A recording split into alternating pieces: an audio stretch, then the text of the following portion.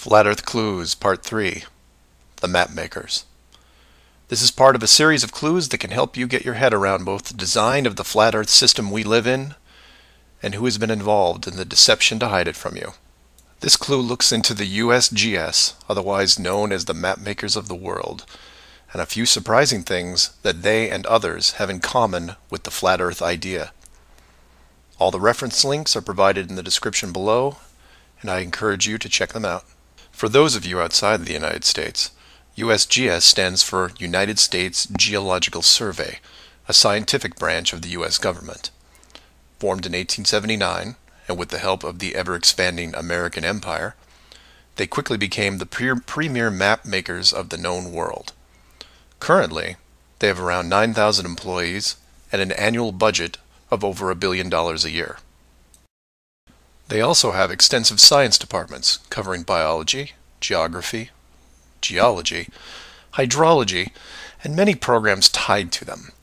Their motto since the 1990s has been "Science for a Changing World," and I'm going to show you how true that really is. What does this large, really boring government group have to do with the flat Earth? To understand that, you have to look into their origins, which is in geography.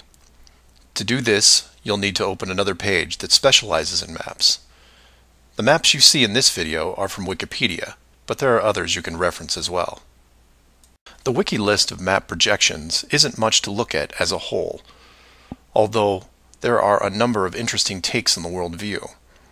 Not only do they have just about every perspective when it comes to the land we live on, but some detailed information on where the map originated, including name type, the origin or creator, and the year the map perspective was proposed.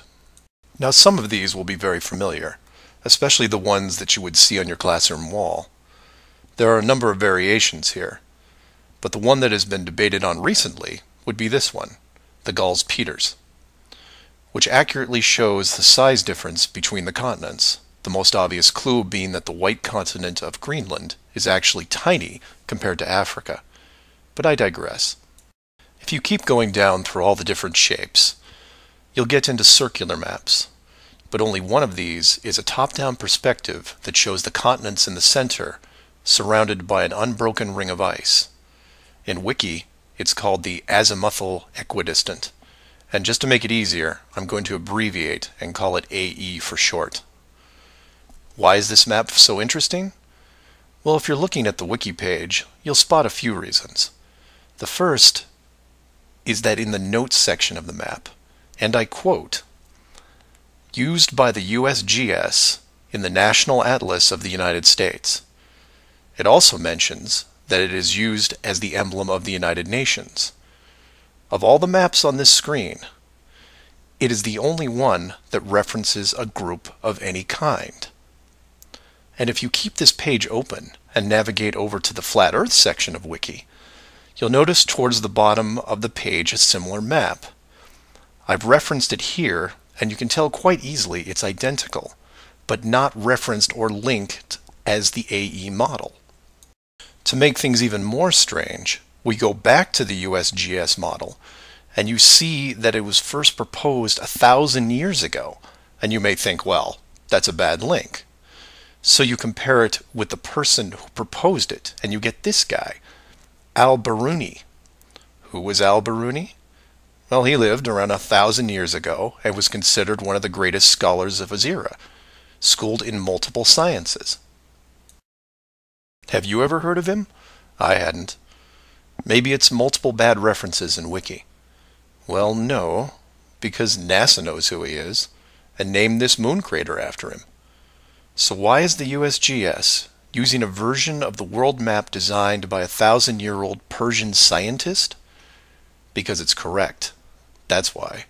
So to be clear, let's compare them again. The United Nations flag, the USGS official map of the Earth, and the Flat Earth model. All identical, but one isn't recognized and instead ridiculed as an outdated look at the world. And this is one of those political quandaries that the authority gets stuck in. The short version is this: the government is on the same page as the flat Earth. but they can't admit it, even in confidence. We know the Earth isn't flat, they say, but it really is. We know you use the same map as we do, but ours is just an image. And anyone who says differently is obviously crazy. It makes you wonder how long the USGS has been using that model as an official reference. The United Nations started using it for their logos in 1945, and then made some final adjustments in 1947. And the UN flag also raises a few questions, like, why isn't Antarctica represented on the map? Is it supposed to be assumed in the outer circle, or perhaps the spiky olive branches on the outside? They don't mention it anywhere online.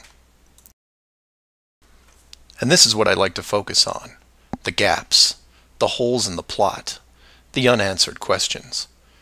The USGS using the same map as the flat Earth, but not saying why, not recognizing it, or that you can't link the very same image from the Flat Earth Wiki back to the actual AE definition of the projection.